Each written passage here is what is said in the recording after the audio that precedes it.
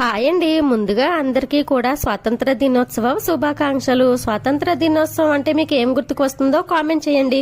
నాకైతే నేను చదువుకున్న స్కూల్ డేస్ గుర్తుకు వస్తాయి. ఆగస్ట్ 15కి వారం రోజుల ముందుండి మా టీచర్స్ ఎవరి క్లాస్ రూమ్ అయితే నీట్ గా క్లీన్ చేసి అందంగా రెడీ చేసుకుంటారో వారికి ఆగస్ట్ 15కి మీ క్లాస్ రూమ్ కి ఫస్ట్ ప్రైజ్ ఇస్తామని చెప్పేవారు. మా క్లాస్ మెంబర్స్ అందరం కూడా మా రూమ్ ని ఎలా రెడీ చేయాలి, ఎలాంటి ముగ్గులు వేసి ఏ రంగులు వేయాలి, జెండాలు ఎలా అంటించాలని ప్లాన్ చేసుకునేవారం. ఆగస్ట్ 14న క్లాస్ రూమ్ ని నీట్ గా కడిగి అమ్మాయిలందరూ ఎవరికి వచ్చిన ముగ్గులు వారం వేసేవారు. కొందరు కలర్స్ నింపేవారు. అబ్బాయిలు జెండాలు మోడల్ మోడల్ గా కట్ చేసి రూమ్ అంతా అంటించేవారు. కొందరు రకరకాల పూలు తెచ్చి అలంకరించేవారు.